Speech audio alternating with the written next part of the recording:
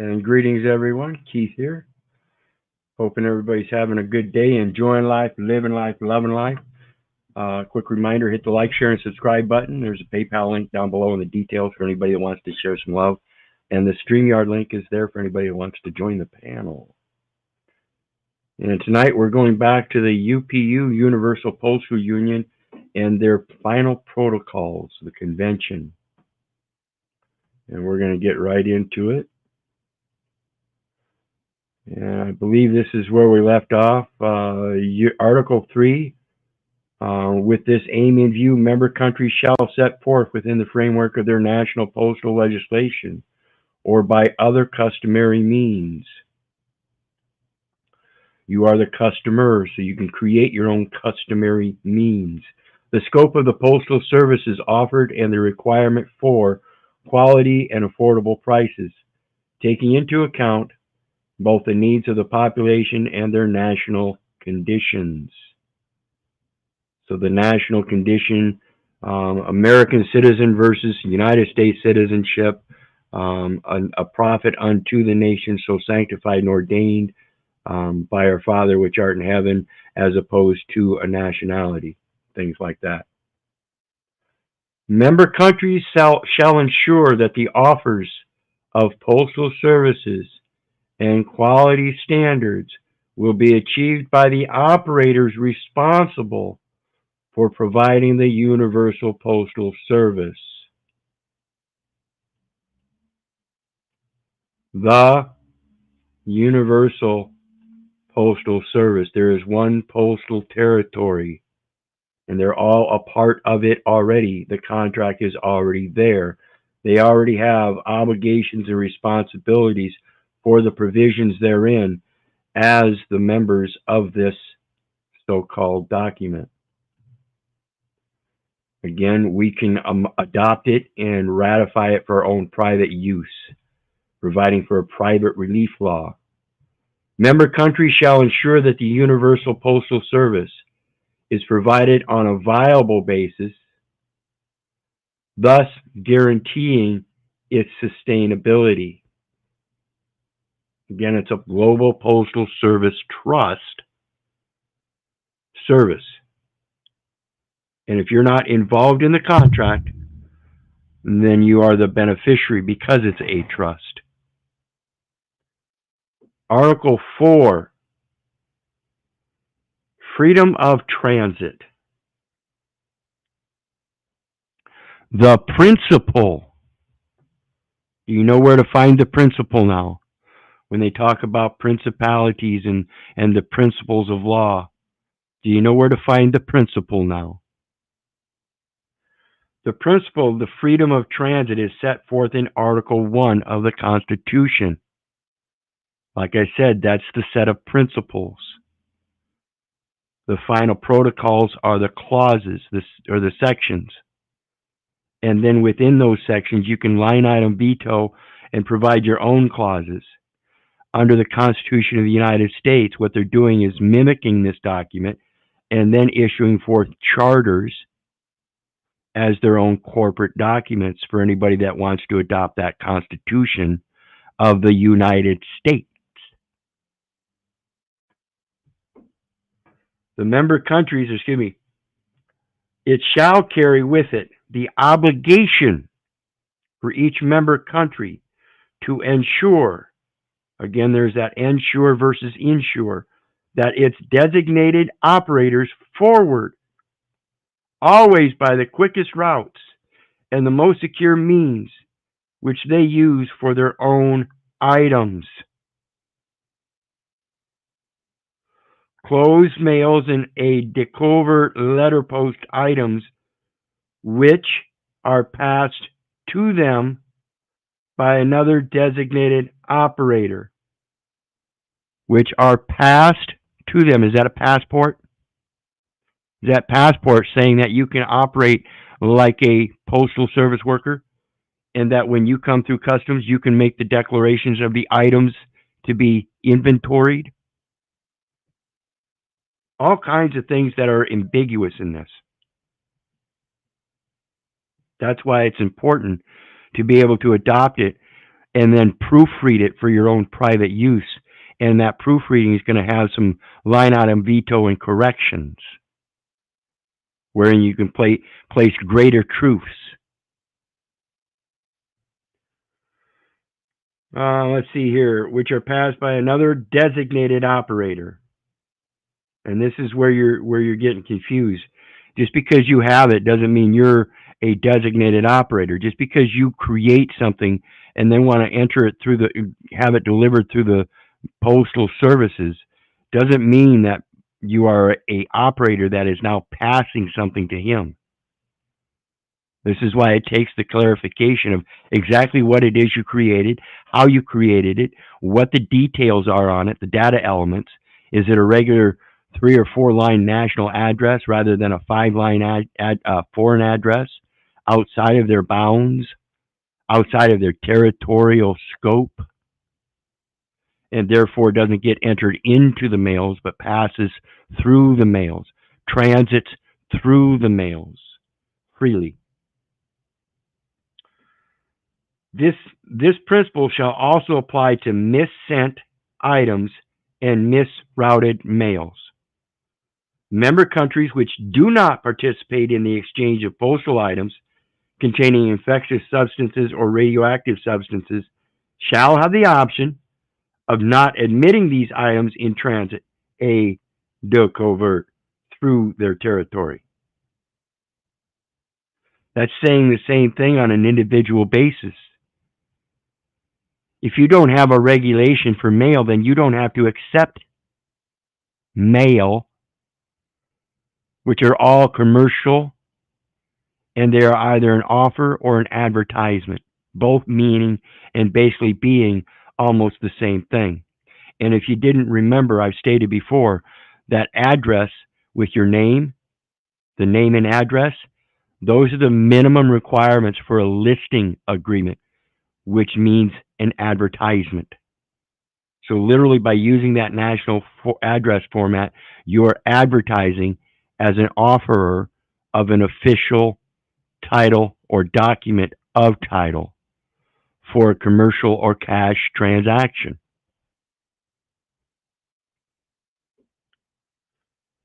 Let's see here. Member countries who do not participate, the same shall also apply to printed papers, periodicals, magazines, small packets, and M-bags, the content of which does not satisfy the legal requirements governing the conditions of their publication or the circulation in the country crossed. The content of which does not satisfy the legal requirements governing the conditions, terms and conditions of their public publications and not private. So if it's private, it's not up for disclosure. That's the distinction between full disclosure and private contracting. They're not going to give you full disclosure, and that's on you because you don't understand the privity. What you can ask them for is all the public elements that are available to help guide you in the correct and true process of issuing the surety bonds, granting the credit of their publication or circulation in the country crossed. In the country crossed. Again, that goes to that ceding of the jurisdiction of the 50 states and the country being known as the United States. That's not the country. That's not a nation. That's a corporation. Freedom of transit for parcels shall be guaranteed throughout the territory of the Union.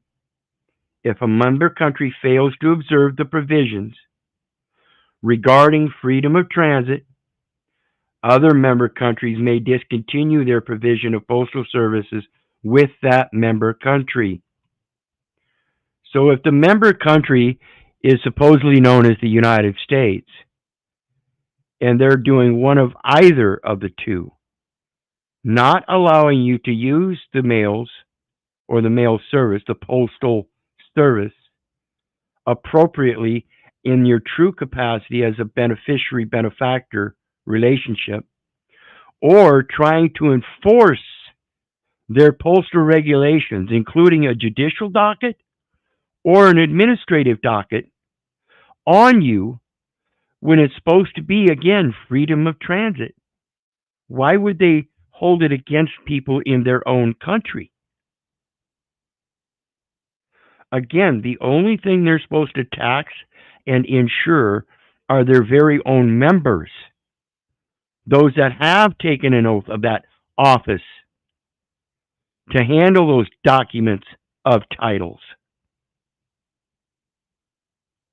Not you. You've never been fully qualified. None of you. You've been claiming United States citizenship without knowing the falseness of it. You've been claiming resident without knowing the reality that that's not a volunteer thing. That's something that's deemed by necessity. And it never happened. Taxes are voluntary. Therefore, you can't be resident for income tax purposes and have it be deemed necessary if, in fact, it's a voluntary thing.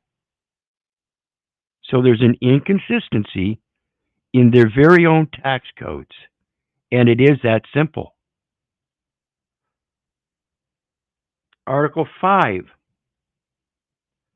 ownership of postal items, withdrawal from the post, alteration or correction of address and or name of the addressee, name of the legal person, or family name, comma, given name, or patronymic, if any.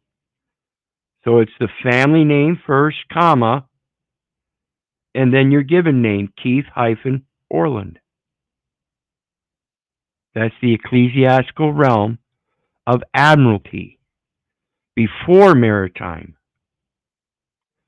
Redirection, return to sender of undeliverable items. A postal item shall remain the property of the sender until it is delivered to the rightful owner. If the benefactor is the one that gives to the beneficiary, and the beneficiary is just a document, can it actually own anything? Or is it just a record of the transfer of property, as implied here?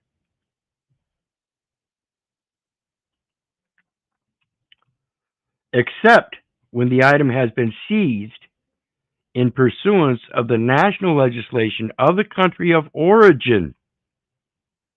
The sender's country of origin.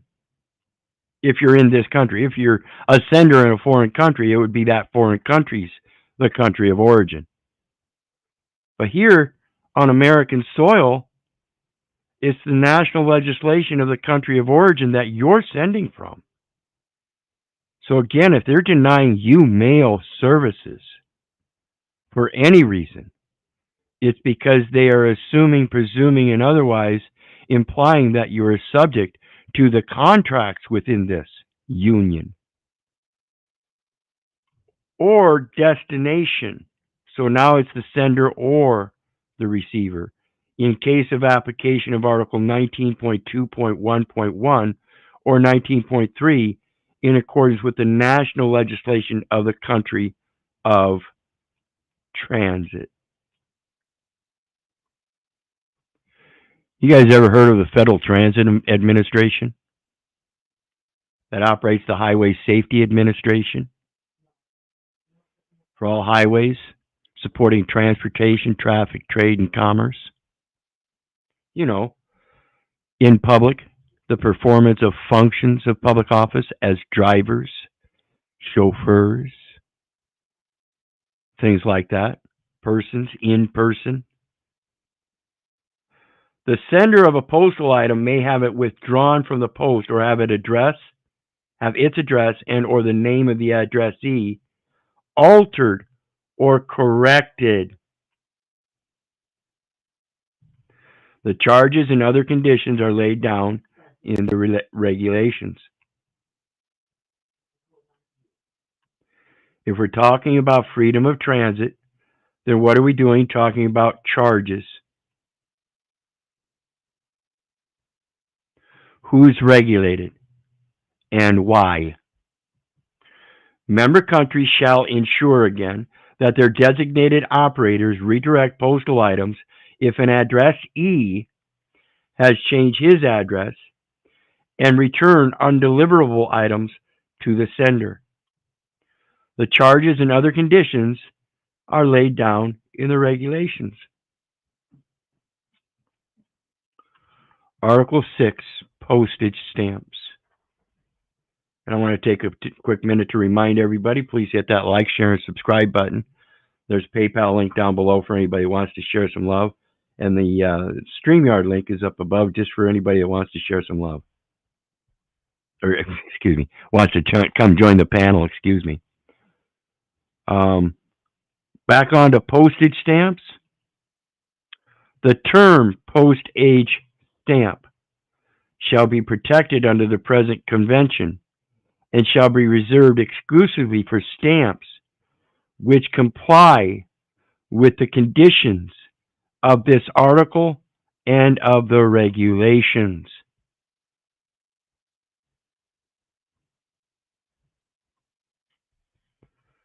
Postage stamps shall be issued and put into circulation. Did you know that's a monetary circulation?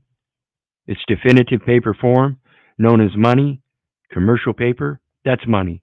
That's definitely your term of money. Unless it's got certain specific conditions on that says notes. Federal Reserve notes do not encompass the term money. Solely under the authority of the member country or territory in conformity with the acts of the Union are a manifestation of sovereignty and constitute proof of prepayment of the postage corresponding to their intrinsic value when affixed to postal items in conformity with the acts of the Union. So did they just create a value out of thin air? Call it an intrinsic value that doesn't apply until you affix it, apply it to postal items. Items in an inventory. That inventory is the items in your head. What do you call them? Is there something else they can be identified as, by, or through? Must be in circulation for postal prepayment or philatelic purposes. You know what philatelic purposes is? That's called stamp collecting. It's a form of collections. Taxes are duly paid by stamp in the member country or territory of issue according to its national legislation.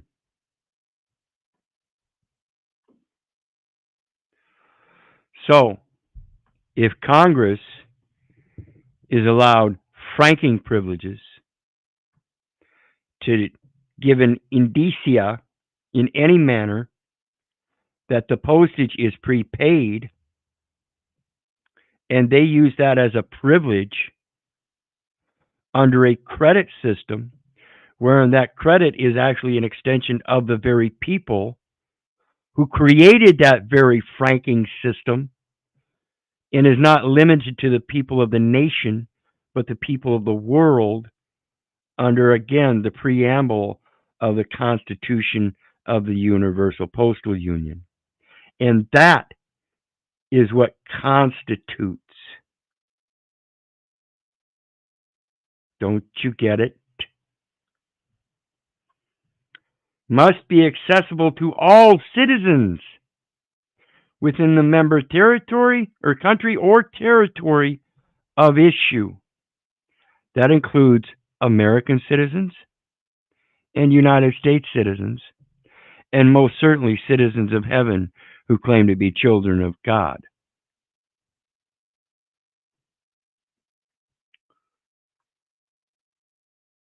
Postage stamps comprise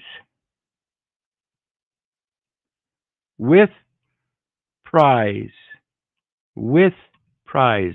Postage stamps comprise the name of the member country or territory of issue in Roman letters, or if the International Bureau of the Union is so requested by the member country or territory of issue, the abbreviation or initials officially representing the member country or territory of issue in accordance with the conditions laid down in the regulations. Again, this would be the national regulations wanting to be notified or noticed or recognized as whether it be the U.S., the U.S. United States, upper and lowercase, United States, all uppercase, or whatever grammar style they want. And that is noted in their U.S. code in various different styles. So there's many different ones just in that. The same way that they turn around and use many different styles of the name in the court cases. My last case, they used 8 different styles, consisting of both the full name, Keith Orland Little, the first and last name, Keith Little, all uppercase, lowercase, initials, K.O. Little, Little K.O., Little Keith O., all kinds of different grammar styles.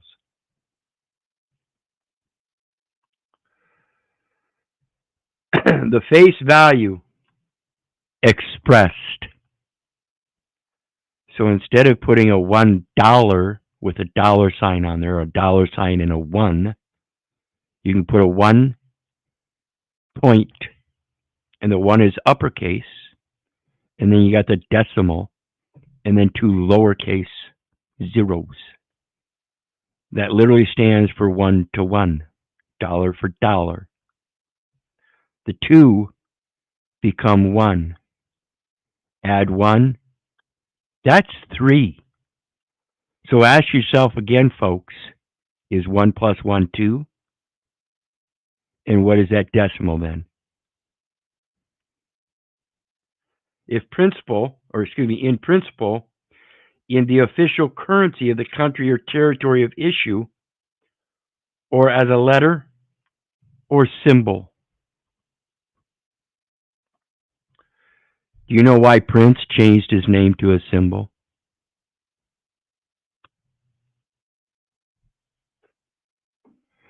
Do you know actors and stars and stuff like that, when they get those passports, a lot of times they get multiple passports and different names?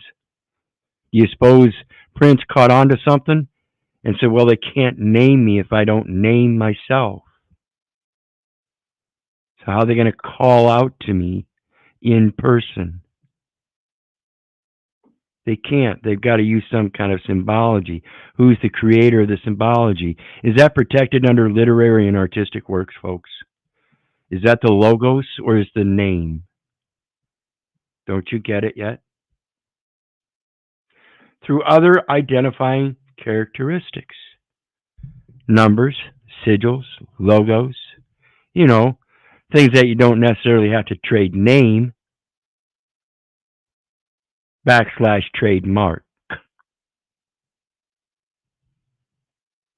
Emblems of state official control marks and logos of intergovernmental organizations featuring on postage stamps shall be protected within the meaning of the Paris Convention for the protection of industrial property.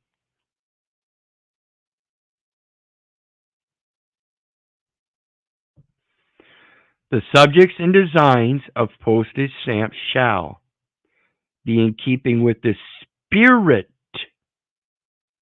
of the preamble to the Constitution as a communication among the people of the world, and with the decisions taken by the Union's bodies. Be closely linked to the cultural identity of the member country or territory, or contribute to the dissemination of the culture or to maintaining peace. Folks, again, I'm asking you, if you don't see it, if you want equity, you must first come with equity. If you want peace, you must first come with peace. If you want love, you must first come with love. Now, that doesn't mean you have to be a cupcake and be all holy two shoes about it and everything, be nice and kind and respectful. Because sometimes, again, at the age majority, we're all full-grown boys and girls, it's time to put down the bullshit and act like it. It ain't a party.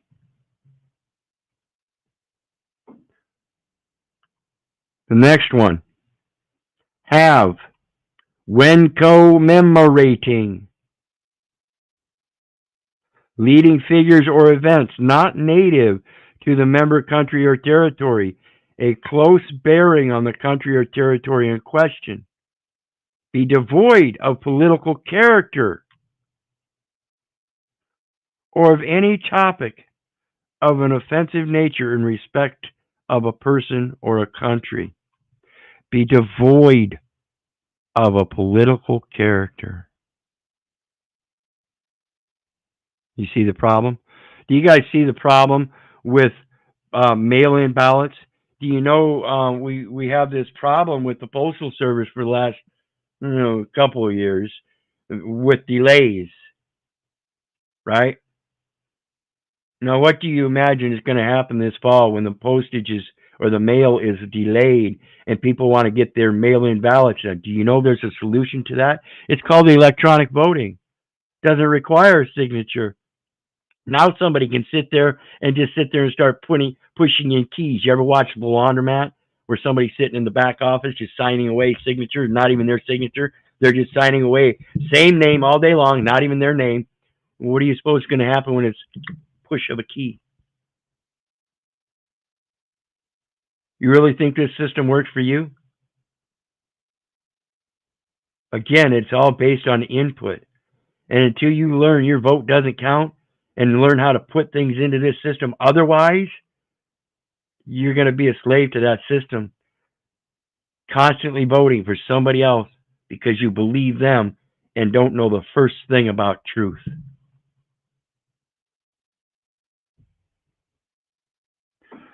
Be of major significance to the member country or territory. Postal prepayment impressions, franking machine impressions, and impressions made by a printing press or another printing or stamping process. What is it called when you are taught in grade school how to write? It's called printing. It's a manual printing style. In accordance with the Acts of the Union, it may be used only with the authorization of the member country or territory.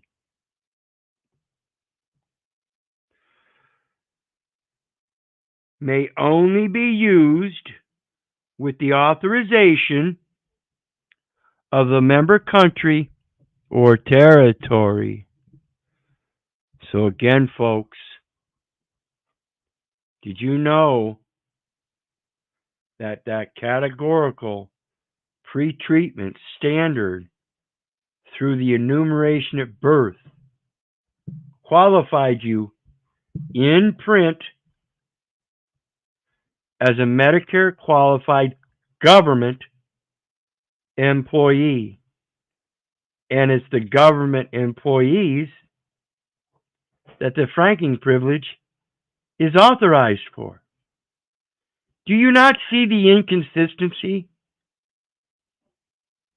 I either am a resident, a federal, state, or municipal officer or agent whose resident presence is deemed necessary by the board, am authorized to use franking privilege as so designated for all the accounts that I'm posting to, or I'm not. And if I'm not, the very power that designates that power to you comes from the communications of, with, for, by, and on behalf of the people. Never a fictional government entity. See, again, let me help you clarify. Let me help clarify things here for you. Every nation has to follow the Constitution of the Universal Postal Union to be able to use those postal services. Once they've done that, now they're in contract for that trust service at the international level. Either way you look at it, they're a contracting party and have obligations to fulfill to somebody else that assigned them those duties and obligations. And in all cases, it was done on behalf of the people of every nation. Again, the sweat equity labor that provides the gross domestic product that every nation's leader goes forth with in the Postal Congress to give the tithe to the International Monetary Fund as a system of credit.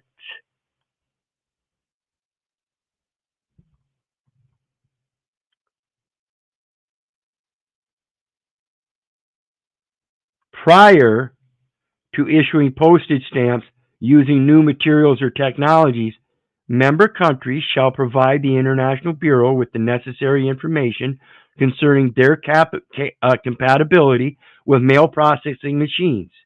The International Bureau shall inform the other member countries and their designated operators accordingly. So again, you have to have communications with people in the international forum to let them know your capacity as a benefactor to their global trust, and it's the nation that you were born on the soil of that land that is violating you in your own country through their use of territorial jurisdictions,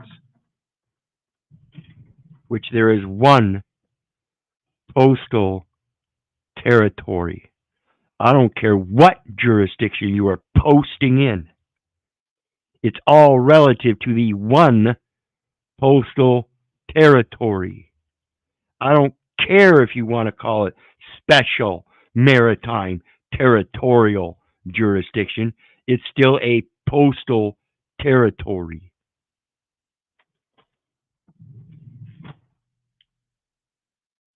Article 7.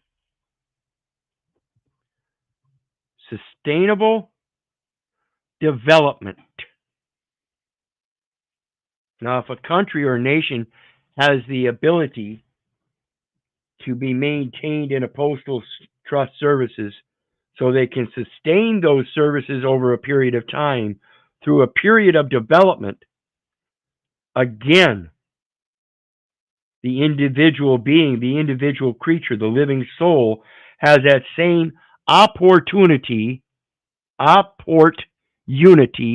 opposing port unity. In case you didn't understand that term, look at it again. OP, operational, port, unity, opportunity. It's how you function in public.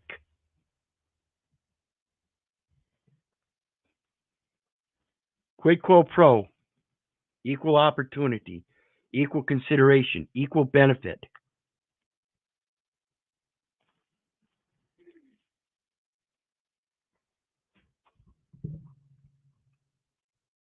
Absolutely. It shows a point of origin and intended final destination from one person to the other, showing that there are two people or two persons. The lowercase sent to the uppercase.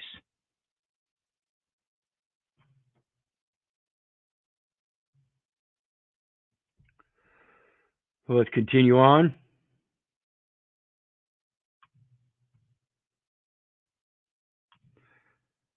Member countries and or their designated operators shall adopt and implement a proactive, sustainable development strategy focusing on environmental, social, and economic action at all levels of postal operations and promote sustainable development awareness. Again, it's one postal union, one postal territory, and it encompasses all levels.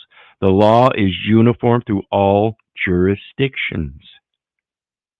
One post shall run to meet another post, messenger to messenger, shewing unto the king of Babylon that the city is fallen at the other end.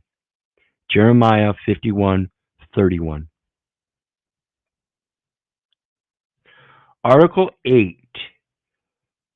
Postal Security. 18 U.S.C. 8. Obligations and other securities of the United States. That's for all things posted. All of their accounts. There is one account. It is the account of the United States. All others are sub-accounts, including the Central Reserve, Treasury, everything. The United States is the corporate charter, folks. They're the ones that have the charter with the Universal Postal Union.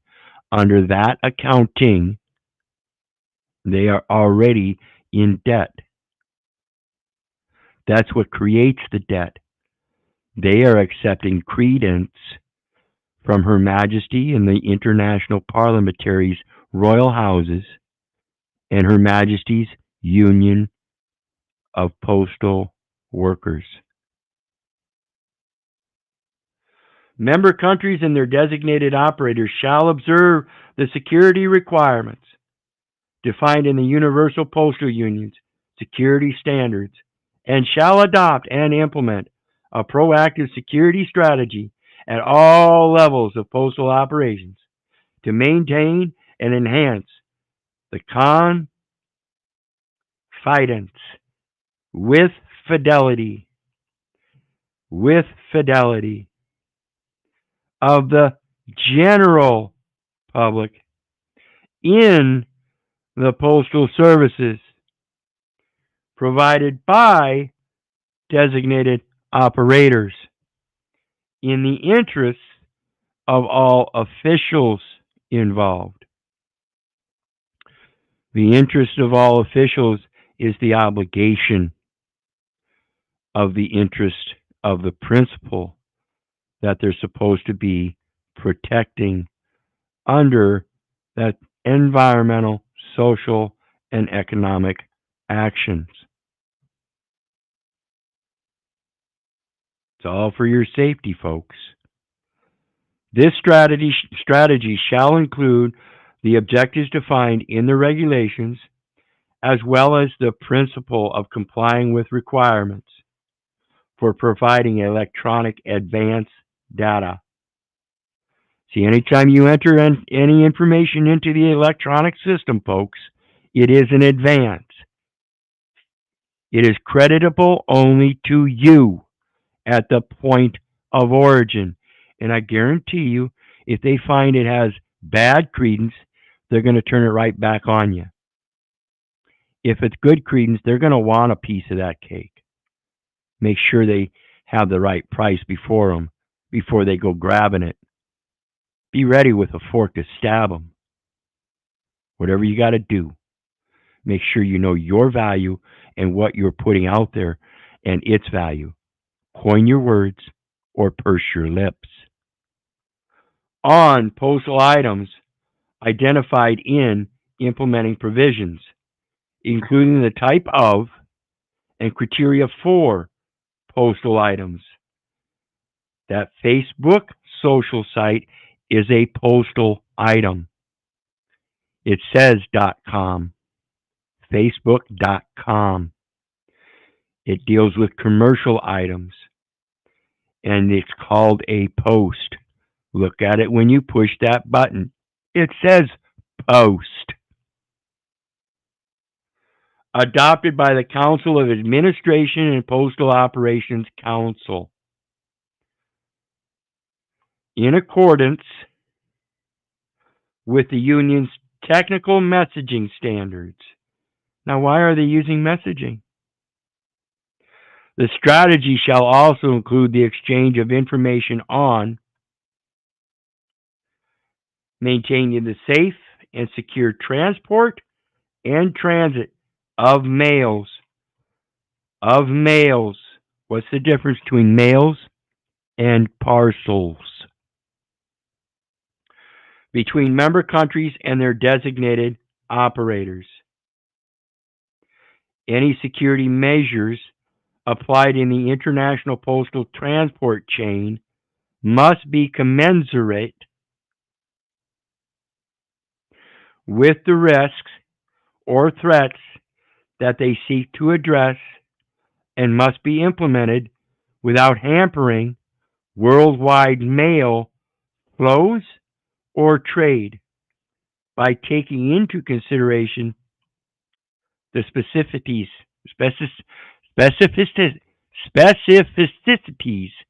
of the mail network. Security measures that have a potential global impact on postal operations must be implemented in an internationally coordinated and balanced manner with the involvement of the relevant stakeholders.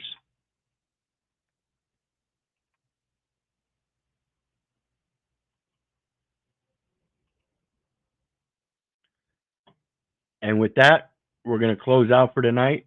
Don't want to get too boring with it. But I did want to do a video this afternoon. Like I mentioned yesterday at the close, I wanted to do one on the postal terms. So I will be back here in a short bit to do that. I did not do that this afternoon. Instead, I did one on the etymology of various other terms. I felt that was a little bit prior necessity. I hope you go back and watch that. That's helping you understand the difference between a vessel and vassal. Again, you were a vassal, and that was supposed to have been pledging fealty to the Lord. That's the thing that did not happen. Instead, what happened was that a vessel was created as a pledge to the United States, a false patronymical father. Your mom pledged that you would take on a United States citizenship. And that's the problem. You were given a vessel instead of pledging yourself as a vassal to the Lord. Pledge of fealty with fidelity, confidence. Is it confidence or faith? So we're going to come back in a little bit. We're going to do another stream. Give me maybe 15, 20, 30 minutes to come back, get it set up, and I'll come back with a video or a stream on postal terms. Postal terms. As they say, terms and conditions required to implement. And you notice we saw that same term, implement, because it's a set of contracting terms and conditions that you can implement for your benefit through equal consideration and not to your detriment. It's a matter of learning how to learn the contract terms and conditions. And as we see, many of them are very familiar and easy to understand. So again, I'll be back in a little bit. In the meantime, you know I love you, but I don't give a rat's ass whether you love me back. And that's to say, I don't care if you hate me. So may God bless you and have a good night. Hopefully we'll see you here in a little bit. Bye now.